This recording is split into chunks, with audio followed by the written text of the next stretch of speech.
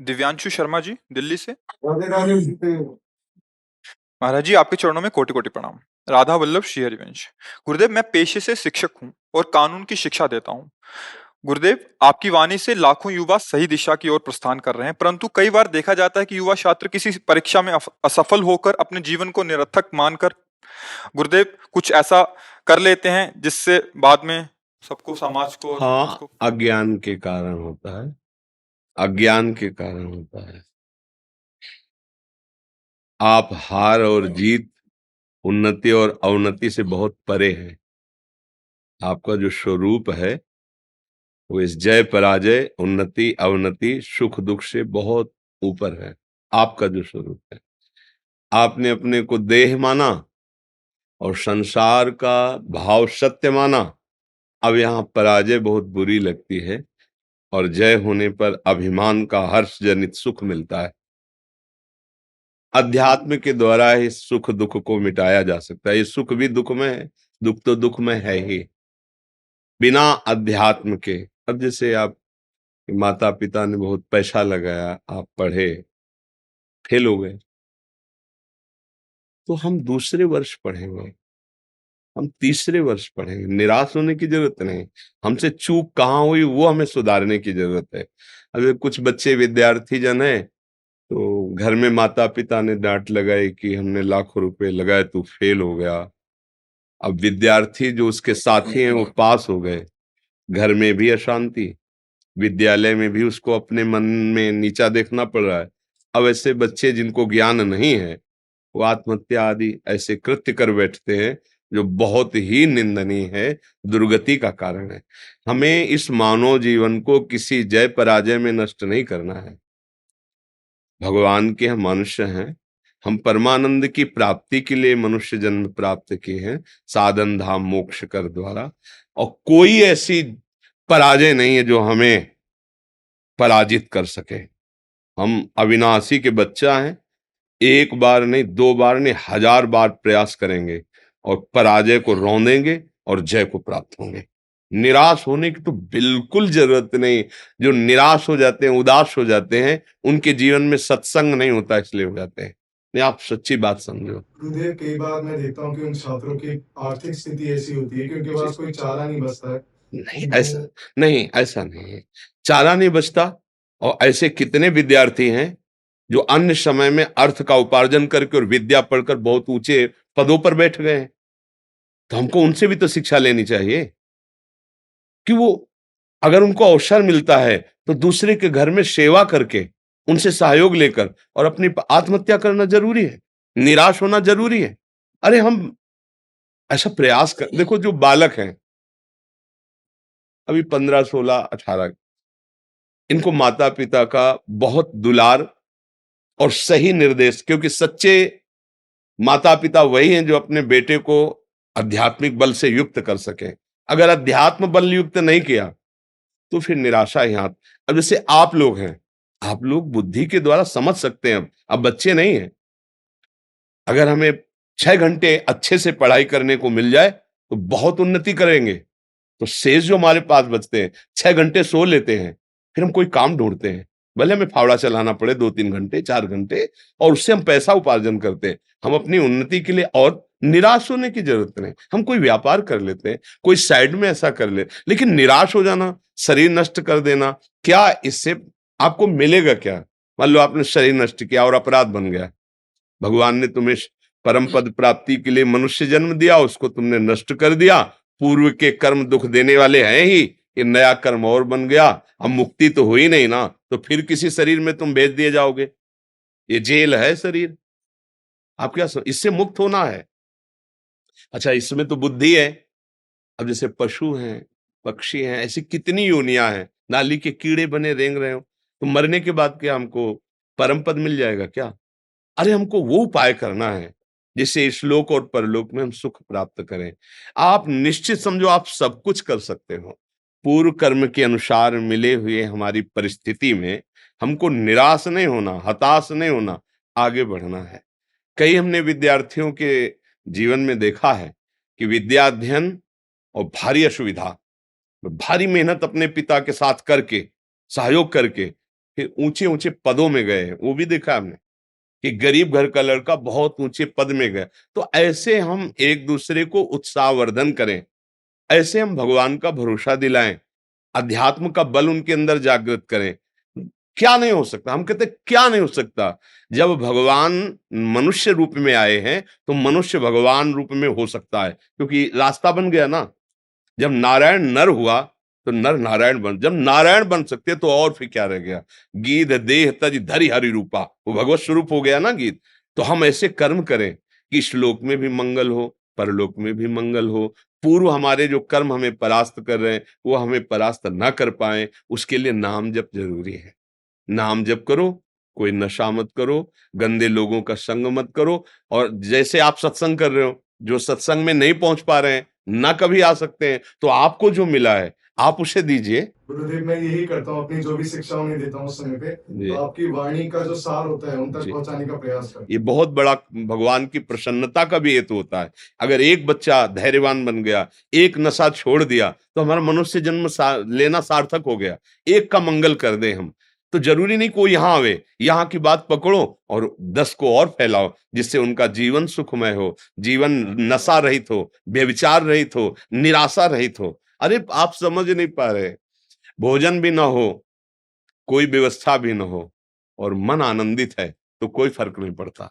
और सब कुछ है, जितना वैभव कहा जाता है, और मन अशांत है तो कुछ नहीं मिला। और मन सदैव अशांत रहेगा जब तक भजन नहीं करोगे।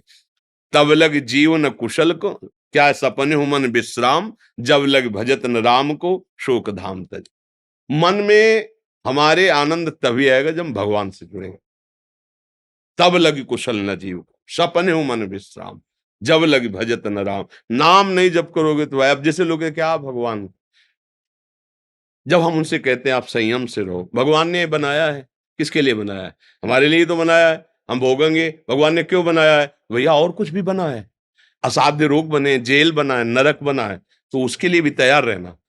जब दुख आता है तब रोते हो, और अभी तुम्हारे प्रमाद स्थिति में गए तो भगवान ने बनाया, तो और कुछ भी बनाया है, उसको भी तो ध्यान करो। वो तुम्हारे आंख मूंदने से नहीं हट जाएगा, इसका फल मिलेगा। इसीलिए जो संत जन कहते हैं, शास्त्र कहते हैं, उस बात को मान लो। अभी भले समझ में ना आवे, मान लो, तुम महान बन जाओगे, आनंद युक्त हो जाओगे, हर समस्या से लड़ने लायक बन जाओगे। संतों के संग से यही थोड़ी कि आप बाबा जी बन जाओ, नहीं, ऐसा नहीं। आप एक अच्छे गृहस्थ बन सकते हैं, आप एक अच्छे समाज सुधारक आप एक अच्छे हमारे समाज के सेवक बन सकते हैं। बड़े बड़े पद क्या है, हमारी समाज की तो सेवा के लिए हैं। जितने भी हमारे राष्ट्र में पद हैं वो समाज सेवा के लिए ही तो हैं। इसलिए मुझे लगता है बच्चा कि हम अपने को सुधारें और अपने जनों को, शरीर को नष्ट कर देना या निराश हो जाना, ये हमारे मनुष्य जीवन में नहीं होना चाहिए, नहीं होना चाहिए। और ये तभी हो सकता है जब आप भगवान का आश्रय ले हो। अगर भगवान का आश्रय नहीं तो फिर निराशा ही निराशा है। धन संपत्ति, अगर हम भगवान का आश्रय नहीं लिए तो अभिमान बढ़ा देती है। अभिमान का स्वरूप होता है नष्ट हो जाना। वो मदिरा पिएगा, व्यभिचार करेगा, जुआ खेलेगा और अपमान करेगा, और इसका परिणाम आएगा कि फ्यूज हो जाएगा। जैसे बल्ब बहुत जला ना अपनी सीमा से अधिक, तो फ्यूज हो जाएगा। 0 वाट का है, उसमें 11,000 वाट ऐसे हो जाए ना, ऐसे ही है। हमें बहुत धैर्य पूर्वक चलना है, निराश नहीं होना। आज हमारे भोजन नहीं है ठीक से खाने का, हम प्रयास करेंगे, हम धर्म पूर्वक चलेंगे, तो एक दिन ऐसा हो जाएगा कि आप भंडारा करने वाले बन जाओगे। पक्का समझो, पक्का, ये हमारी बात पक्की समझ लो। हमारा मालिक एक एक सेकंड आपको देख रहा है, और वो आपके सच्चे मार्ग पर चलने का हिसाब ऐसा देगा कि निहाल हो जाओगे। वो कैसे देता है, वो सृष्टि कैसे बने, किसी इंजीनियर ने बनाया क्या भगवान की बात को? भगवान ने सलाह ली कि इंजीनियर साहब हमको मृत्युलोक कैसा बनाना है, स्वर्गलोक कैसा? कुछ नहीं, किसी कारीगर की जरूरत नहीं, किसी इंजीनियर की, किसी बिल्डर की जरूरत, कोई सामग्री की जरूरत नहीं। हो गया, एक पलक झपकते अनंत ब्रह्मांडों का जिसने सृजन कर दिया, उस स्वामी को हम अपना मालिक मानते हैं। वो हमारे लिए क्या नहीं कर देगा, पर भरोसा भगवान का जल्दी नहीं हो पाता। इसीलिए मुझे लगता है बच्चा कि हम सबको,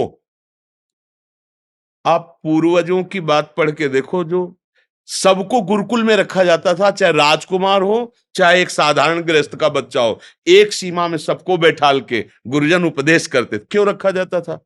राजकुमार है, घर आके पढ़ा जाओ, चक्रवर्ती सम्राट का लड़का है। यहां तक कि भगवान भी गए, चाहे राम जी हो और चाहे कृष्ण जी हो। संदीपनी जी के आश्रम में हाँ भगवान कृष्णचंद्र जी और योग वासिष्ठ का उपदेश करने वाले भगवान श्री राम जी को श्री वशिष्ठ जी के गृह में बार बार, और विश्वामित्र जी के द्वारा कई शिक्षाएं दीक्षाएं भगवान ने प्राप्त।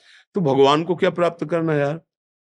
जाकी श्वास वेद श्रुति चारी, सो हरि पढ़े ये अचरज भारी। जिनके श्वासों से वेदों का प्रादुर्भाव उनको पढ़ना है क्या? पर जब भगवान ने मनुष्य रूप में अवतार लिया तो गुरुकुल का सेवन किया। वहीं तो सुदामा जी से मित्रता हुई थी। एक इतने गरीब और एक भगवान द्वारिकाधीश स्वयं, दोनों मित्र बनकर रहे। क्यों ऐसा होता था? क्योंकि उनके अध्यात्म की जागृति होती थी। आज छोटे छोटे बच्चों को मोबाइल ने, कुसंग ने, जिन बच्चों को अभी बिल्कुल उस विषय से अनभिज्ञ होना चाहिए, उन विषयों के वो ज्ञाता है। आश्चर्य होता है कि इतने छोटे बच्चे को इतनी विषय संबंधी ज्ञान कैसे हुआ? तो वो कुसंग है मोबाइल का।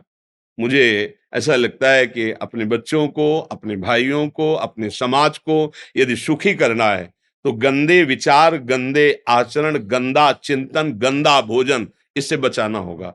अगर नहीं बचा पाए तो फिर नहीं समझ में आएगा, फिर तो गिरना ही गिरना पड़ेगा। बिल्कुल ऐसा बच्चा हमने देखा जो 13 वर्ष का है, खड़े होने में चक्कर आता है, दिन में 8-10 बार वीरपात करता है, अब उसका स्वभाव बन गया है। अब कैसे सुधार? 13 वर्ष का बच्चा। अब ये सबको लगेगा कि ये क्या, लेकिन हम इसीलिए इस बात को कहते हैं कि अपने बच्चों को, अपने भाइयों को, अपने समाज को यदि आप इस दोष से मुक्त नहीं कर पाए तो ये जान ही नहीं पाएंगे कि मनुष्य जीवन होता क्या है।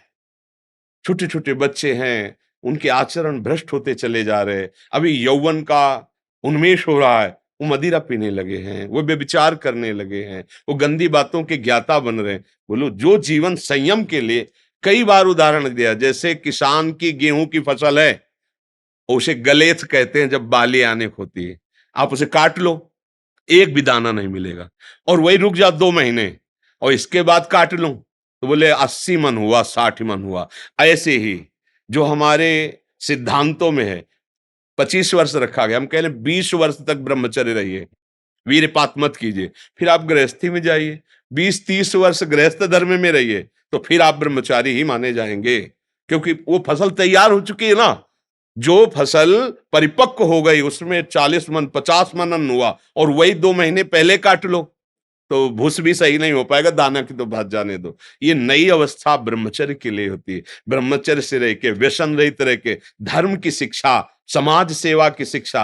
अब हमारे मानसिकता में केवल स्वसुख वांछा बढ़ती जा रही। स्वसुख वांछा का मतलब, ये शास्त्रीय शब्द है कि केवल मुझे सुख और सम्मान मिले। वो कैसे मिले? पद प्राप्ति से मिले, या हिंसा करने से मिले, या जैसे भी मिले, मुझे मेरी कामनाओं की पूर्ति हो और मुझे सम्मान मिले, बस। ऐसा कभी नहीं हो सकता। पुण्य प्रताप से तुम थोड़े दिन जरूर कर सकते हो, इसके बाद पतन हो जाएगा। अगर ये बात है कि प्रभु मुझे ऐसी बुद्धि दीजिए कि जिस पद पे मैं हूं, समाज में जहां तक कोई अधर्माचरण करने वाला है, कोई निर्बलों को सताने वाला है, प्रभु मुझे सेवा का अवसर दिया है, मैं प्राणपन से उसकी सेवा करूं, भले मुझे दुख मिले। अब वो कभी पतित नहीं होगा, वो ऊंचा उठता। पर ऐसी भावना तभी आएगी जब अध्यात्म होगा, भगवान या भक्तों का सानिध्य होगा। नहीं तो हर चाल हमारा मन अपने सुख की भावना से ही करता है।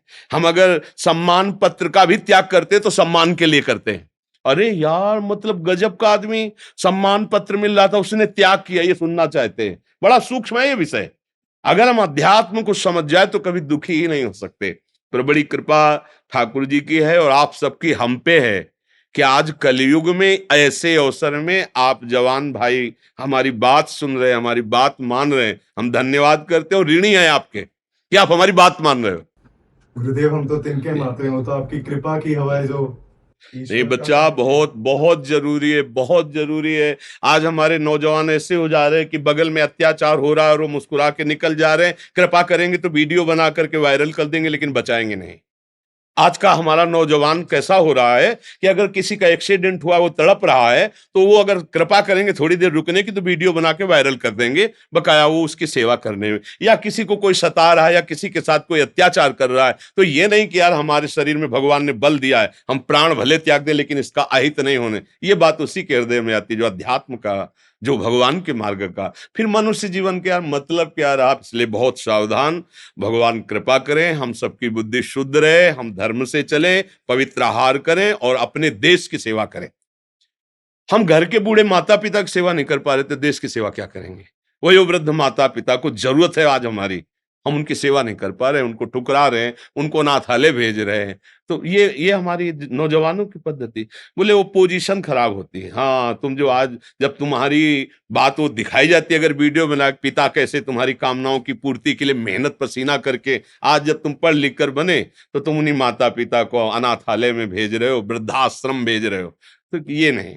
देखो, जैसे हम बाल्यावस्था में थे, मुझे जरूरत पैसे की नहीं, व्यवस्था की नहीं, माँ की जरूरत थी, पिता की। ऐसे ही माता पिता को तुम्हारी जरूरत है, व्यवस्था की नहीं, पैसे की नहीं। जब तुम प्यार से झुककर उनके पैर छूओगे और प्यार से, क्या आपको क्या कोई दुख तो नहीं है कोई, तो उनको यही लगे मेरा भारी दुख को सह लेंगे। लेकिन आज हमारी समाज इस बात पर दृष्टि नहीं देती। पैसा तो दे दिया है ना, वहां हर समय सुविधा मिल रही है आपको अनाथालय में, आप क्यों लड़ रहे हैं हमसे? नहीं, उनको इसकी जरूरत नहीं, उनको प्यार की जरूरत है। और वो प्यार वही कर सकता है जो भगवान का आश्रय लिए। इसलिए बहुत कीमती मनुष्य जीवन है, व्यर्थ न जाने पावे। जी।